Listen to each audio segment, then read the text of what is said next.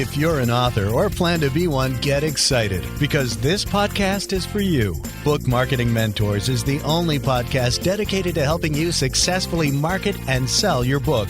If you're ready for empowering conversations with successful marketing mavens, then grab a coffee or tea and listen in to your host, international best-selling author Susan Friedman. Welcome to Book Marketing Mentors, the weekly podcast where you learn proven strategies, tools, ideas, and tips from the masters. Every week, I introduce you to a marketing master who will share their expertise to help you market and sell more books. Today, my special guest is a happiness coach. JoAnna Brandi is a certified Chief Happiness Officer and specialist in creating customer loyalty and happiness. She's the author of 2 books on customer loyalty, as well as an illustrated gift book, 54 Ways to Stay Positive in a Changing, Challenging, and Sometimes Negative World. She's the creator of the online course, Practice Positive Leadership, Use the Science of Happiness to Engage Your Employees and Keep Your Customers Happy. She works with companies who want to energize, elevate, and empower their people to take exquisite care of their customers and their employees as a strategy to create lifetime value and profitability. A National Speakers Association colleague, JoAnna, what an absolute pleasure it is to welcome you to the show, and thank you for being this week's guest expert and mentor. Well, thank you for the invitation. I'm thrilled to be here. Happiness coach. I love that title. But what exactly is a happiness coach, and what do you do as a happiness coach? You've never been asked that question before, I know. You know, I do get asked that question a lot. And of course, the assumption is that a happiness coach works with unhappy people, and that's not true at all. I work with people in all walks of life, primarily executives in businesses who are looking to get more balance in their life, to bring more well-being to their lives. The whole word happiness has some strange connotations out in the marketplace. For some people, the minute you say happiness, they see those little yellow smiley face things. Some people make the assumption that perhaps I'm Pollyanna and I'm going to come in and teach them how to fake smile and do stuff like that. But what I actually teach is applied positive psychology, which is also known as the science of happiness. That's fascinating because you're right. All of those things come to mind because as soon as you said what people think about happiness, what popped into my head? That yellow smiley circle was right there. So I was like, yes, that's sort of being imprinted in our brain as what happiness means, or that's the symbol for happiness. Yeah, and that's not really what happiness means at all. Now, everybody has their own definition of happiness. It's very, very subjective. But from a scientific standpoint, from the research that's been done, there are several ways that we'll use the word happy, but several ways we get there. One of them is very clearly the one we all relate to the most, and that's pleasure. When you're eating a piece of chocolate, when you're on vacation somewhere you love, when you're eating out with friends, when you're playing with a dog, those kinds of things are pleasure. And that's what we generally identify with happiness. But that's only 1/5 of the equation. Then we have engagement. And that's when we fully engage in something we're doing. As writers, we know this well, right? We sit down, we get sucked into the screen, and we don't want to get up even to eat. We get into flow. It takes over us. That is a beautiful state of the body-mind, is to get into that flow state. And I think every writer, if they can't find it often, they found it once in a while, and they always want to be there. That's part of happiness. Relationships are part of happiness. Having those kind of rich, robust, stimulating relationships with people that help us feel connected, help us feel whole, that's part of happiness. Or well-being, because we can put that big umbrella. Feeling that our lives have meaning is such an important part of happiness. In fact, you could think of that as a higher level happiness, because when you're connected to that meaning, you feel like there's a reason for you to be here. You've got a purpose, and it keeps you going even when times get tough. And the last one is accomplishment. And that comes from finishing things. That comes from getting things done and walking away with that sense of completion. When you put them all together, those things make up what you could call happiness, and what most of the people in the field are now calling well-being. And it's blame the little yellow smiley faces. My teacher, who was Dr. Martin Seligman, one of my teachers, he was my first one, he won't even use the word happiness anymore because of that smiley face. He feels that it sort of diminishes, and it does, it diminishes the power of what happiness actually is. And one of the things that has been discovered is that you won't get happy when you get there. You publish your first book, you don't get happy when you publish your first book. You get elated at the fact that you brought this baby into the world, but there's a point where that elation sort of, you've got the spike and then it drops. Well, that's because it's happiness out there. And that's how I differentiate it. There's happiness out there and there's happiness in here. And happiness out there means we're expecting something outside ourselves to deliver the happiness. Happiness in here is basically what I teach. How do you get that sense of deep, rich connection, whether it's with nature, with people, with your work, with your singing, with your children, with your dog? How do you get that sense that fulfills all of those things? You're engaged, it feels good, you're building on something, you feel accomplished. And I think that's a trap that many of us fall into because of the society we live in that makes it look like we'll be happy when we get that car. We'll be happy when we get that job. We'll be happy when we get that raise. But that's a different kind of happiness. And that happiness lasts about 2 to 3 months. I was just going to say, and sometimes even less. Sometimes very much less. Yeah. Because that happiness is not true happiness. That happiness is being stimulated by something out there. This was mind-blowing when I found it out. We each have a happiness set point. And 50% of your happiness set point is genetic. There are those people, and if anybody that's got more than a few kids or more than a few siblings has noticed that some people are just born happy and other ones are not. And I call it being born on the wrong side of the pie, because I use a pie to show the percentages. If 50% of our happiness comes from our genetics, 10% of our happiness comes from our circumstances, which most of the time we have some control over, and 40% comes from our voluntary activities, the habits, the actions, the attitudes that we hold that are changeable and voluntary. Even if you're not genetically a happy person, and I'm not, I sometimes still call myself a recovering pessimist. Even if you're not genetically happy, you still have a darn good chance of having a happy life when you apply yourself to it. This is fascinating stuff. And what's going through my mind is the days where you don't necessarily feel like being happy.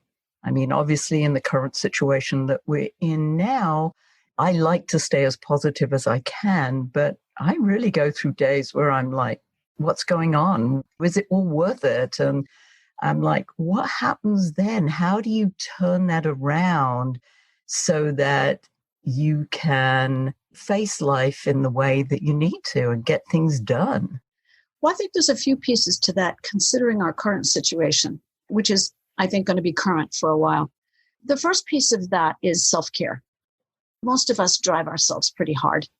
And we are in a time right now where I think the number one thing we all have to look at is, are we practicing self-compassion? Are we caring for ourselves a little bit extra than we're used to, as opposed to driving ourselves harder than we're used to, which is almost an automatic reaction when it's hard to get work, is to work harder at getting work.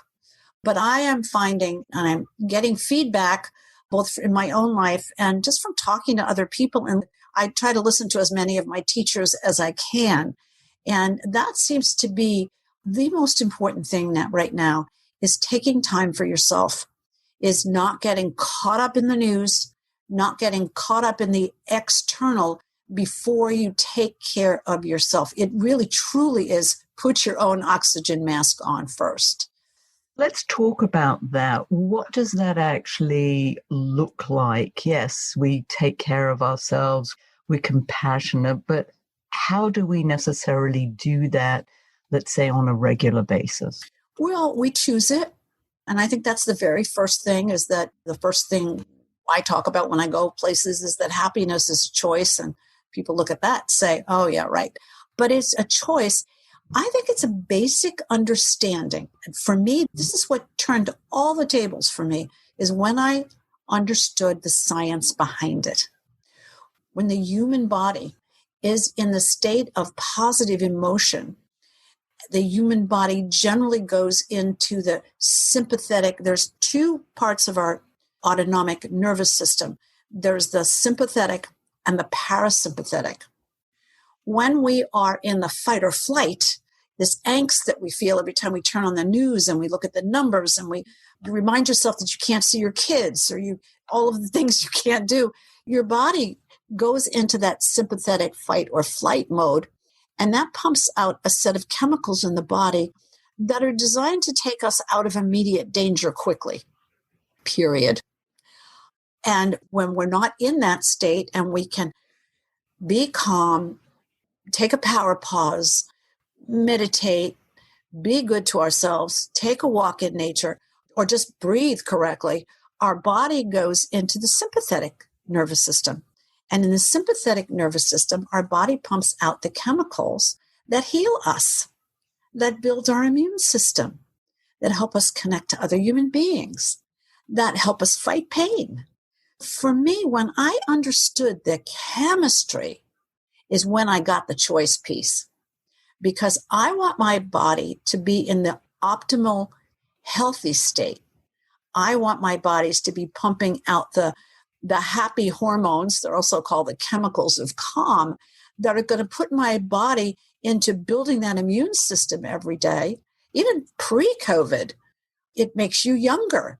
Optimists live 7 to 9 years longer than pessimists, and there's a reason for that.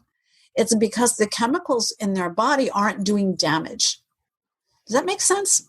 It makes perfect sense. And talk to us more about the power pause. I've heard that before, and you reminded me of it, and I was like, I'd love to talk a little bit more about that, because that's so powerful. Was very powerful, and I teach it to people in all walks of life because it is so darn simple. And it's the moment you recognize that you are reacting to something rather than responding to something. Because a reaction is that fight or flight, is that feeling of anxiety that you get. You know exactly what I'm talking about, right? That feeling of, oh my gosh, what am I going to do with this? How am I going to deal with this? That's the moment when you say, whoa, I'm in reaction. I'm not in response. If I'm in reaction, I'm not in control of my thinking or of my body chemicals, actually. So a power pause is you stop. When you realize that things are going a little crazy, you're feeling a little wild, and I'm sure you know the feeling, your heart races a little bit, or your stomach clenches, or you have some other bodily sign that you're not in the best state of body-mind, you stop. You set a timer, 2 minutes or 3 minutes. Some people can't sit still for 3 minutes, so I give them permission to do 2. And you breathe. You start breathing, and you breathe from your lower belly so that you're drawing in oxygen. And the moment you extend that belly and you allow yourself to breathe from your belly, you're putting yourself into your parasympathetic nervous system. So that's going to allow you to calm down. And then what you do is you ask yourself this major important question. How am I feeling? Oh, I'm feeling tense. I'm feeling anxious. I'm feeling nervous. Okay. How do I want to feel? Oh, well, I want to feel relaxed. I want to feel confident. I want to feel safe. And okay, what do I have to do to get from here to there? Well, I could do a little bit more breathing. I could put my hand on my heart and I could breathe. This is one of my favorite techniques. I can breathe as if I'm breathing in and out of my heart. Once I get connected first to my belly and then to my heart. I generally use two hands. I put one on my lower belly and one on my heart, and I breathe. And then, and this is the important piece of it, I think about something, anything at all that I appreciate. And as I go into that state of appreciation, because the heart is electrically 5,000 times more powerful than that brain of ours, what begins to happen is that our brain begins to entrain to the heart. And so we get more options. Okay, you know what I could do? I can get a fresh, cool glass of water. That would make me feel good. I could walk for 10 minutes. That would get the stress out of my body. I could put on some loud rock and roll, and I can shimmy and I can shake. I mean, we have so many options for changing our state. So a power pause gets you slowed down enough so you can change your state into a state that is more productive for you. Yeah, that changing state is just so important. And as you're talking, I'm sort of being lulled into this little meditative state. I was like, this is great. I could listen to her forever. Well, that's what happens. You can lower yourself into a meditative state. One of my teachers recently has been, and we're not on camera, so you can't see it. She apparently took some kind of a seminar. I think she called it havening. And what she's encouraging us to do is to cross our hands across our body, putting your left hand on your right shoulder and your right hand on your left shoulder, and very gently stroke down your arms all the way down to your fingers. And then keep repeating that motion as if mama was holding you and rocking you in her arms. And it is the most delightful feeling, because many of us, are not getting touched. We're not getting hugged, unless you've got a pack of kids around that are all over you like my daughter does. But many of us work alone, live alone, and now we're sheltered at home alone, or we're seeing very few of our friends. And if we see them, we're afraid to touch them. This beautiful habit of stroking your own arms and, doing it with a smile on your face, just remembering, I'm looking at your beautiful face here. You have a still picture of yourself there with that gorgeous smile. I'm just looking at you and smiling and stroking my arms, and I feel wonderful. Try it. Just tell me how you feel. Yes, I mean, I know this feeling. I mean, I practice yoga. This is definitely one of the things that we do as part of a meditative state. Yes, you're absolutely right that this is a great way to help change that state.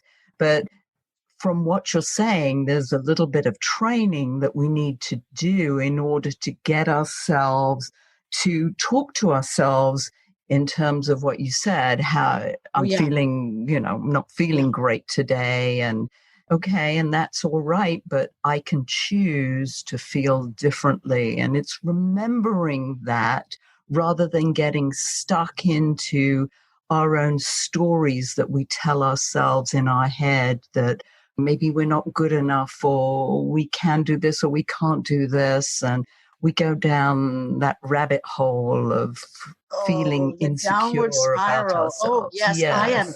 I happen to be expert at the rabbit hole. I'm really good. I can get down a rabbit hole faster than anybody I know. The good news is, though, that with all my training, because I became a happiness coach 17 years ago, with all my training and practice now, I can get out of the rabbit hole fast. That's the difference. I still go there. All of a sudden I go, ooh, where am I? If I head down this road, I'm about to feel pretty miserable. And that's when you ask that question, how would you rather feel? And I'm going to say this because it's really important right now. Sometimes it's important to feel what you're feeling. So when you check in with yourself, especially as it comes to things like grief, when you check in with yourself and you say, I'm feeling really awful. I feel like I'm grieving. I feel like, I'm grieving for the life I had. I'm grieving for the people I lost, or I'm grieving for our country. I'm grieving for what's happening in the world. You may need to stay with that just a little bit, because grief is something that our culture tells us we need to move out of very quickly, as if we picked up dirty mud or something like that. It's not a good thing. Grief has to be felt.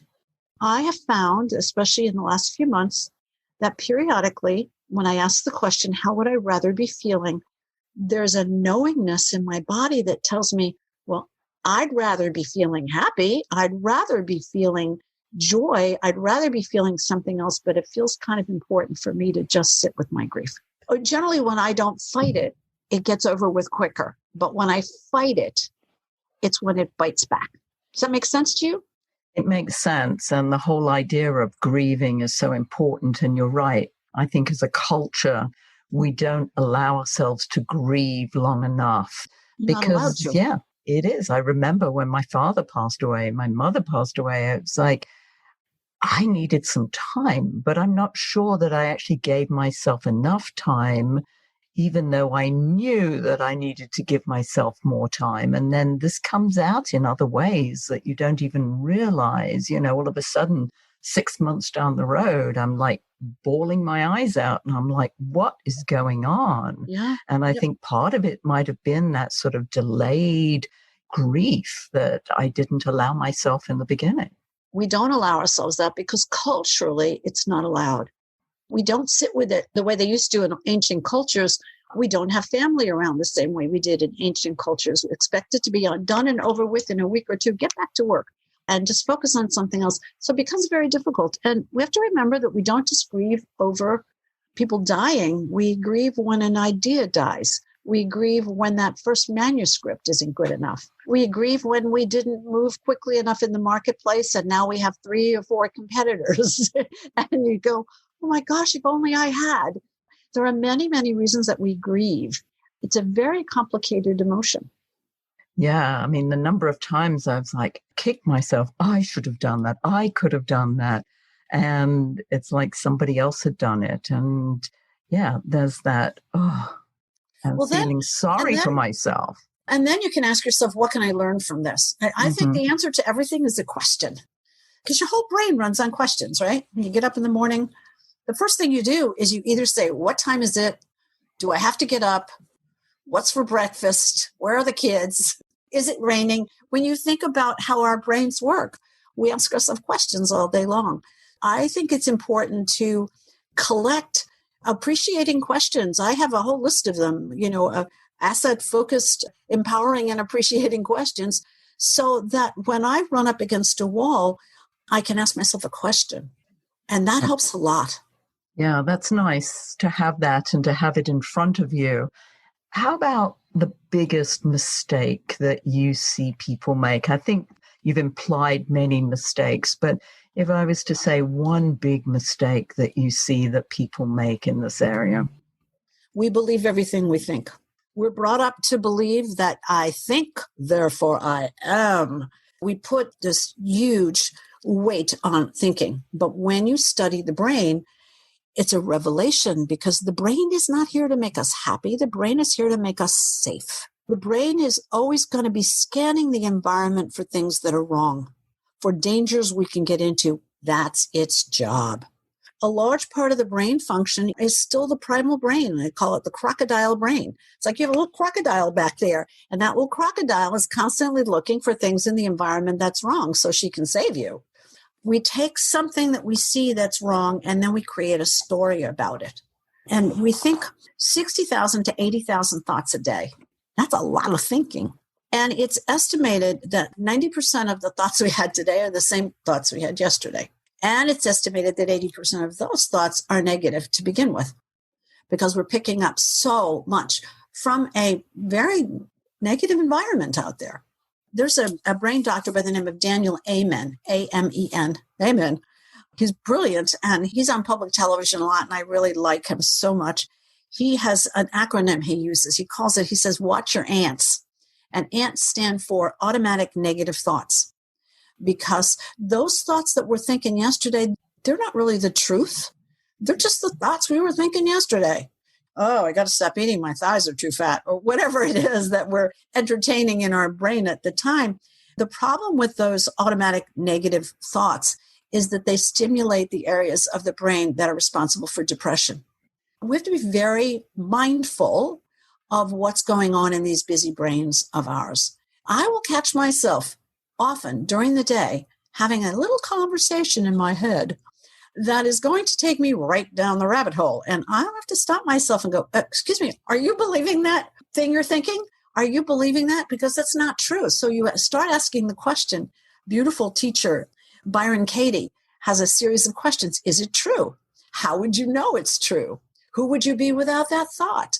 When you train yourself to catch your own thinking before you pull yourself down that rabbit hole, you have the opportunity to go into what I call an upward spiral. You begin looking for evidence that things are really good. I have a refrigerator and a freezer full of food. Oh my gosh, I appreciate that so much. I'm so grateful that I'm still able to have food. So many people don't. You begin changing the story by talking to yourself in more positive ways. And then you can remind yourself, well, you know what? Everything always works out for me. Remember the time when I did this and I didn't think it was going to work out, and what a laugh. It worked out just fine. And I worried myself to death over it. We can use the same skills we use to write to rewrite our own stories. I absolutely love that. If our listeners wanted to get a copy of your book, The 54 Ways to Stay Positive in a Changing, Challenging, and Sometimes Negative World, how could they do that, JoAnna? They could do that at any online bookseller. I believe it's at Amazon, Barnes & Nobles, and anybody else that has books online. You look for the second edition. Apparently, there are still some copies of the very old first edition. It has completely been updated. If I may share just a quick funny story, I thought the book was done. I thought the book was, okay, I wrote this book years ago. It's okay. And then I was meditating one day and I got a clear message. Update that book. The time for it is now. So I did.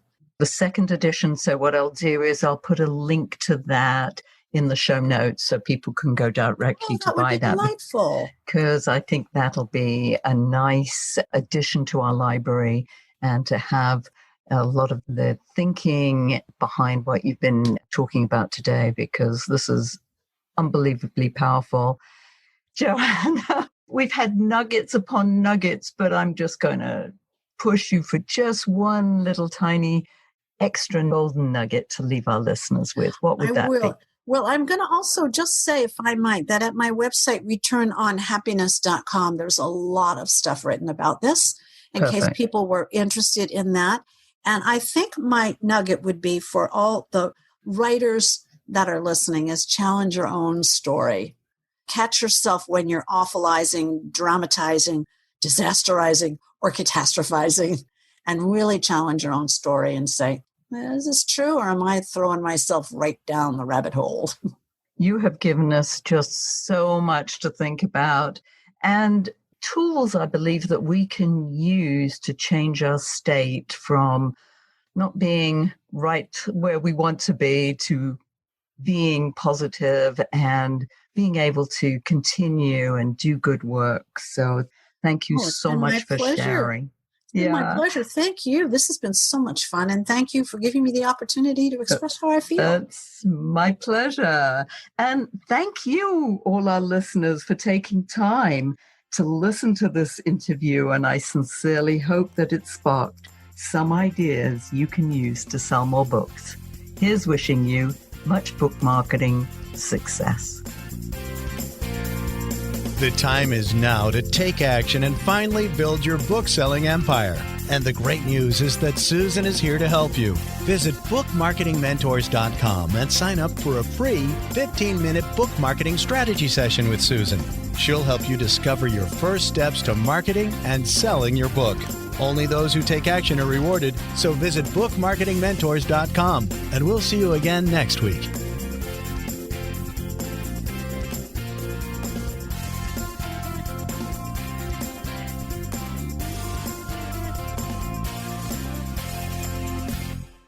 This podcast is a part of the C-Suite Radio Network. For more top business podcasts, visit c-suiteradio.com.